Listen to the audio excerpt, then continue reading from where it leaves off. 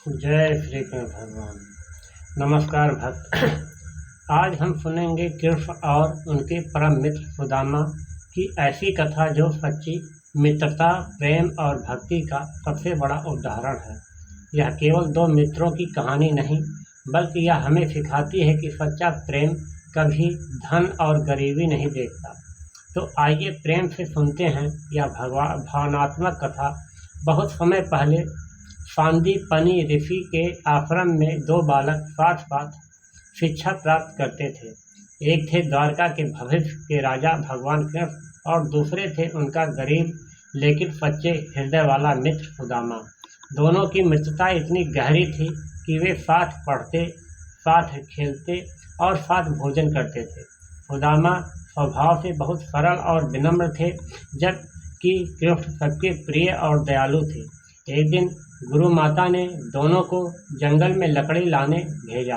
जंगल में अचानक भयंकर तूफान और बारिश शुरू हो गई। रात हो गई, चारों ओर अंधेरा छा गया। सुदामा और कृष्ण एक पेड़ के नीचे खड़े होकर पूरी रात भीगते रहे। सुदामा के पास थोड़ा सा चना था जो गुरु माता ने दिया था। सुदामा भूखे थे, इसलिए उन्होंने धीरे धीरे चना खाना शुरू कर दिया।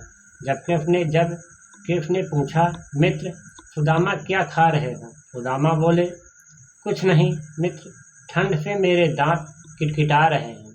कृष्ण मुस्कुराते हुए क्योंकि वे सब कुछ जानते थे, लेकिन उन्होंने कुछ नहीं कहा।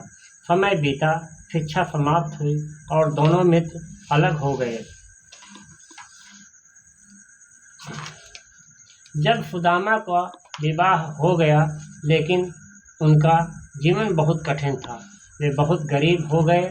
उनके घर में कभी कभी कई दिन तक भोजन नहीं होता था। उनके बच्चे भूखे हो जाते थे। एक दिन सुदामा की पत्नी ने कहा, स्वामी, आपके मित्र तो द्वारका के राजा भगवान कृष्ण हैं। आप उनसे मिल आइए, शायद हमारी गरीबी दूर हो जाए। सुदामा बोले, हम अपने मित्र से धन कैसे मांग सकता हूँ? मित्रता में स्वार्थ नहीं होना चाहिए। लेकिन पत्नी ने बहुत आग्रह किया। घर में देने के लिए कुछ भी नहीं था। बहुत खोजने के बाद थोड़ा सा चिवड़ा मिला। सुदामा की पत्नी ने उसे एक पुराने कपड़े में बांध दिया और कहा, इसे अपने मित्र कृष्ण को भेंट कर देना। लंबी यात्रा करके सुदामा द्वारका पहुँचे। द्वारका का महल बहुत भव्य था। सुदामा अपने फटे कपड़ों में महल के द्वार पर खड़े हो गए। जब द्वारपाल ने कृष्ण को बताया कि आपके मित्र सुदामा आए हैं, यह सुनते ही भगवान कृष्ण नंगे पांव ही दौड़ पड़े।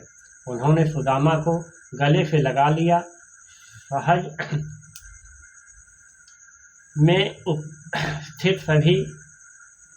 में उपस्थित सभी देखकर आश्चर्य में पड़ गए कि द्वारका का राजा एक गरीब ब्राह्मण को गले लगा रहा है। कृष्ण की आंखों में आंसू आ गए। उन्होंने सुदामा को अपने सिंहासन पर बैठाया और स्वयं उनके पैर धोने लगे। कृष्ण बोले, मित्र सुदामा, इतने वर्षों बाद आए हो, मुझे याद भी नहीं किया। सुदामा की आंखों में आंसू बहने लगा। कृष्ण ने पूछा, मेरे लिए क्या लाए हो? सुदामा बहुत शर्मिंदा हो गए।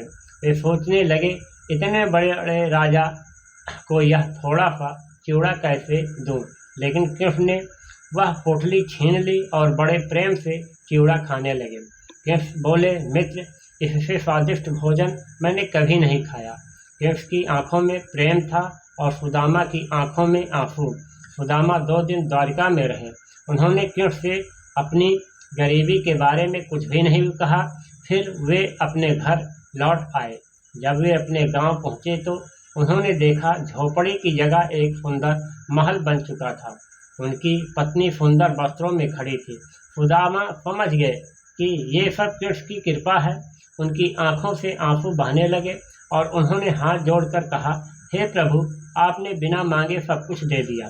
कृष्ण और सुदामा की यह कथा हमें सिखाती है कि सच्ची मित्रता में कभी अहंकार नहीं होता। भगवान सच्चे प्रेम को पहचानते हैं। जो भक्त सच्चे मन से भगवान को याद करता है, उनकी सहायता भगवान स्वयं करते हैं। भक्त, अगर आपको कृष्ण और सुदामा की यह कथा अच्छी लगी हो तो वीडियो को लाइक, शेयर करें और चैनल को सब्सक्राइब जरूर करें। जय श्री कृष्ण। धन्यवाद। ओम नमः शिवाय। ओम नमः शिवाय।